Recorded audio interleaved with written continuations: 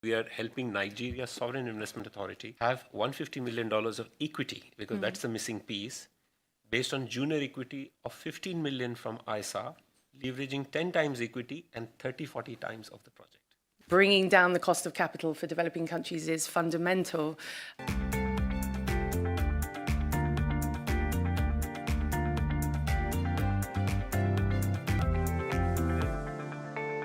So pleasure to have you, Kate.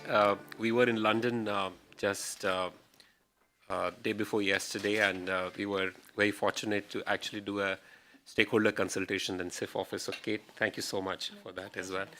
CIFF, I must admit, was also one of the founding partners for ISA. We're one of the first philanthropic organizations to provide a programmatic support. So you've been a long-standing partner. Wonderful. Thank you, Kate. Kate, so let's start with the discussion that the chair talked about. We're in a world where probably the whole aid environment had not been shaken before for a long, long time. How, from where you are sitting, with probably, I'm sure, so much multiple demands suddenly floating around, how are you thinking in terms of programmatically now working very differently in this environment of, and if in your response you also tell, where does the whole climate and solar agenda fit in that very complex environment where I'm sure you must be having inundated with the requests, because we know almost $150 billion is the reduction in the aid budget. Thank you very much, and good morning, and it's a pleasure to be here to support the International Solar Alliance again. We're very proud supporters of the work. So yeah, no, the aid cuts are pretty brutal. I mean, it's been a visible trend for a while. For those that have been watching carefully, we achieved peak aid if you exclude Ukraine and in-country refugee costs already many years ago. I think the level of chaos around the current batch of aid cuts, particularly from the United States, has been what has taken people by surprise, but the trend has been there. 2/3 of publics in the OECD are in favor of reducing aid, and that's because of fiscal stress at home, which is putting stress on public services in a cost of living crisis. But I don't want to diminish the impact at all. It's just to give a bit of political context. But even without the aid cuts, I think the debt crisis for many countries is even worse. 3 billion people currently living in countries that are spending more on debt servicing than health or education. And that is a truly disgraceful state of affairs, that we have capital leaving developing countries at scale. And it's only getting worse with the tariffs, because that's also jacking up interest rates for these countries. So every time there's a shock, it gets harder for these countries to invest. And that is precisely what they need to do to grow, to build the fiscal base to get out. So we get locked in this very vicious circle. And we've been preoccupied with this for a while. Working with leaders like Mia Mottley of Barbados on the Bridgetown agenda. We were very excited by the efforts of the Indian G20, both by including the African Union in the G20, but also the work done on reform of the multilateral development banks. All of this international financial architecture reform is absolutely crucial, and because the need is really one of investment. And when it comes to, I mean, obviously we're dealing with some horrendous stories in terms of loss of maternal and child health commodities, the basic things like vaccines and HIV drugs and other things. We're dealing with all of that malnutrition. And on the climate side, obviously the retreat by the United States poses another set of problems in terms of momentum on climate change. But the fundamentals of the international financial architecture make it very difficult for us to make progress on that agenda at the scale and speed that we need. So when it comes to the work around climate, providing access to electricity, enabling green industrialization and green value addition, and the crucial role that solar can play, both in terms of employment, productivity, access, emissions reductions. I mean, I'm sure I don't need to tell this group how important that is. When it comes to all of those areas, we feel that bringing down the cost of capital for developing countries is fundamental. And I can talk a little bit more about about how we intend to do that. But for us, accelerating the deployment of solar remains front and center in both the human development and the climate change challenge for all the reasons I described. Thank you. Let me ask a little bit on pooling private sector and blended finance. I think this has been discussed for a long time, and we have a Africa Solar Facility. This is something I worked on very closely for 20 years as well. And while I think the challenge I see is you need 1,000 flowers to bloom, you still need some bit of consolidation, otherwise it's too much of fragmentation.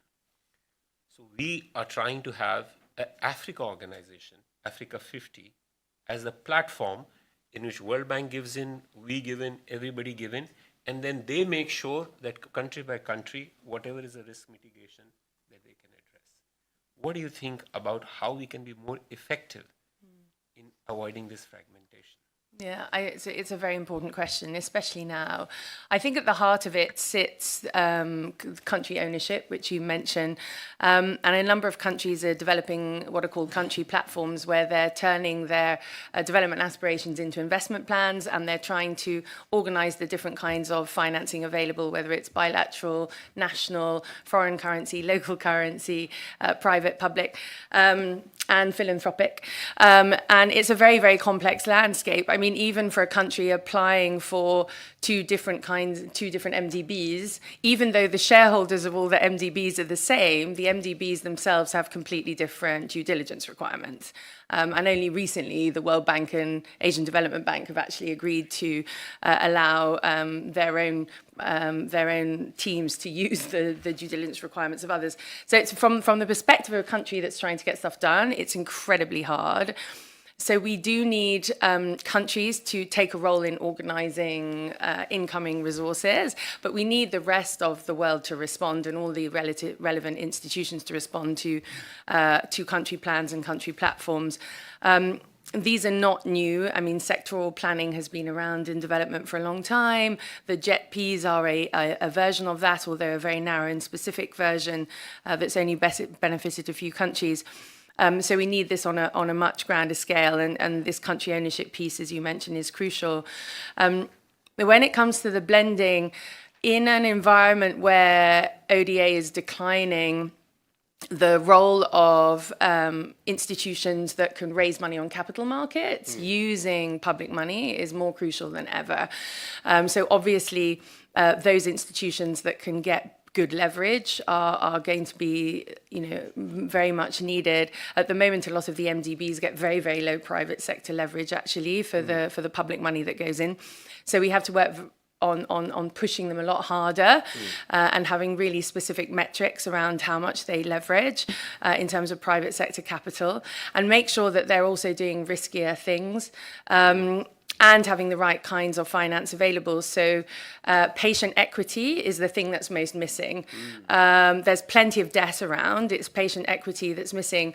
And actually the Three Cairns group that did some interesting work that they presented at the World Bank meetings just recently about you would only need a very small amount actually of very well organized catalytic equity in order to get multiples of over 10. And at the moment, most of the MDBs are getting much less than that, and most ODA is getting much less than that. And in an environment where you need fiscally efficient instruments, those are the kinds of things that could be used in order to get more bang for the taxpayer buck. And there are also innovations happening in social sectors as well. So if you're looking at, for example, electrification, where it may not be attached immediately to productive use, where you're talking about institutional electrification for schools and hospitals, for example, health clinics, or indeed bottom of the pyramid access. You want to make sure that that kind of money is those kinds of uses are prioritized for the most kind of grant-based financing, and really think about how to improve the leverage and blending for other rollout of electricity. I think another really important point to make, which is also related to the systemic challenge, is that a lot of the debt sitting on Africa's balance sheets is energy related. So they've had a lot of incoming investment on energy, but there's not enough purchasing of that electricity. There's not enough industry or commercial enterprises that can buy that. And so it sits on stressed utility assets, has to get bailed out by governments. So if we can make sure that there is more investment in productive use that can draw on the energy that's already there, it will also free up resources in those countries. So we need to make sure that when we're deploying blended financing, we're not just doing it for electricity without thinking about the ecosystem around it to make that viable, so that we're not piling on more debt to countries that they can't pay back. And I think philanthropy has a very particular role to play. We're supporting country platforms. So we provide technical assistance to countries to understand the landscape, develop plans, turn those plans into investable propositions. We're also supporting, I mentioned 3 Cairns, Allied Climate Partners is one of their platforms, which is catalytic equity, focused mainly on pre-project preparation and very early stage development, which is quite difficult to get commercial financing for. That's a space where philanthropy can really help. And hopefully over time, these things will be self-sustaining, but in some geographies and for some applications, you'll just need philanthropic money. And then, of course, policy influencing, market design. We've done a lot of work around the world on power sector reform. We've done China, Mexico, many locations, really looking at how do you do better integration of intermittent renewables, how to incentivize demand response and battery storage. So philanthropy can provide a lot of different catalytic forms of financing, but ultimately the big money has to come from the private sector and those institutions with big balance sheets that can raise on capital markets. That's absolutely a great point, Kate. In fact, I don't know whether you were there. I was telling about our initiative on Africa Solar Facility, where we are helping Nigeria Sovereign Investment Authority have $150 million of equity, because that's the missing piece, based on junior equity of 15 million from ISA, leveraging 10 times equity and 30-40 times of the project. Yeah, and perfect. Because what is missing is this innovation of junior equity and other pieces. And actually from here, I go to Abuja, because we are now calling all the sovereign wealth funds of Africa, which are sitting on $2 trillion. What will it take for you to replicate what Nigeria is doing? So, I mean, it's a really good point about where money gets spent. So a lot of the pension savings and the sovereign wealth in developing countries actually gets spent in the OECD rather than being invested domestically. It's absolutely crucial that we're developing local capital markets, particularly local currency financing. So that's crucial. That's an area that we're working on. As I said, we're already doing a lot of work on technical assistance and pre-project preparation. In terms of junior equity, I mean, philanthropy on its own could provide a lot more. I think there are a lot of high net worth individuals that could be interested in this, family offices, impact investors and others, but it needs to be simplified and structured and scaled, because I think for a lot of people, as you said, it's very fragmented. A lot of the solutions are very bespoke, and actually we need large facilities like the ones you're describing to scale it all up. What I would note, though, is what you don't want is lazy private capital just bombing around looking for first loss capital from the charity sector or from taxpayers, because that's not smart. So again, I mean, this is also a capacity issue. You need to make sure that you have people on the public interest side who really know how to negotiate, because otherwise you're just going to be throwing money away and taking all the risk for the private sector, which is also not smart. So we have to be able to really differentiate what is an effective use of first loss capital for really first mover type projects on the route to scale. But I agree with you, catalytic equity is the biggest gap. It just hasn't been increasing. There's plenty of debt around. You said something even more interesting, that a risk mitigation product without a strategy for mitigating risk is bound to fail. And therefore, when I used to see private sector investors saying, oh, I just need you to give me a guarantee for investment in Ghana because I don't have enough cash. I said, me giving you guarantee is not going to increase the cash. So I believe until unless you have a good sector reform program, which is going to take time, but once you feel comfortable on the sector reform program of political ownership, you don't need to wait. You can actually start the risk mitigation.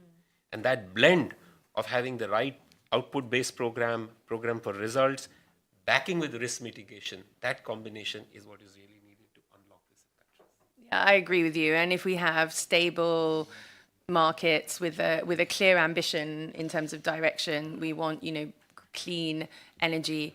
It will also make investors more likely to invest for the long run. It will make capital more patient. The volatility in political decision making at the moment is a real problem. I mean, you've heard the Financial Times refer to Liz Truss's budget of having created a moron premium on top of British debt. What we don't want is that kind of premium on these kinds of assets, right? We want absolute clarity on direction, long-term policy that's stable, that's reliable, so that investors can do the job. Well, one of the last things, I know you're short on time, Kate, is on skills. Yeah. I think one of the binding constraints, especially in low-income countries and SIDS, is the quality of skills. So we are really trying to create a national center of excellence, 16 of them, probably will go up to 25, 30 of them. But then also the soft side of leadership is super important in my experience. So get their directors to become a cohort and train them to build those institutions, and then connect them to a global capability center in India that can help on digitization. In CIFF, as you are thinking that there is this ecosystem challenge, right? There is a finance, there's others. How do we crack the skill side in a much larger way? Because that will become the binding constraint for it. Yeah, I mean, I think it already is in many respects. I think it's very difficult to find people who are as comfortable in delivery as they are in policy or finance. And you need people that are comfortable working with different sectors and in different ways to deliver outcomes, because a lot of this is a sort of a convening problem. It's getting different, governments will always blame businesses will always blame investors, and investors will always blame government, and you just go round and round and round and round. This whole issue about why is there not pipeline? Well, there's not enough policy support, and and so it goes. So we actually need to break those deadlocks, getting everyone together, and capacity is crucial for that, because you have to have interlocutors in all of those sectors that can speak to the other ones, and I think that's a very, very difficult challenge, and we're sort of working on it. I mean, one of the biggest requests we're getting from finance ministries in Africa at the moment is we need help. We need help. Our debt management offices need help. We need help with strategic advice on how to develop these country platforms and who to go to for what kind of investments. We need to know what to prioritize again, because people don't want to invest in energy if there's no off-taker, et cetera, et cetera. So, I think capacity is already a constraint. And even at the delivery level, we're seeing skill shortages for installation. I mean, I'm very excited about India's rooftop solar program, for example, world leading, super ambitious, really exciting. That's going to require a lot of people to be trained, a lot. So soup to nuts, there's a capacity gap, and philanthropy can help. On the skills side, for delivery, we're working with things like skill impact bonds and other things to get skill providers to be better at training people. And on the sort of more kind of policy finance interface, we're really always looking for talent. And I know countries are always looking for talent to help bring those deals together. But the more we can standardize these things, the easier it's going to be for everyone. And so there's a sort of a think tankery that needs to sit behind a lot of the commercial activity that really explains how it's done and how it can be standardized to support the capacity work that you're talking about. That's very well said, because in some ways I felt the need for that convening, and I hopefully can play that. One parting thought you would like to say, because we have all the countries here, and ISA, from where you sit, what is that one message you would like to say to Europe and the countries and ISA of? I'd say turn down the volume on the White House and turn up the volume on everywhere else in the world.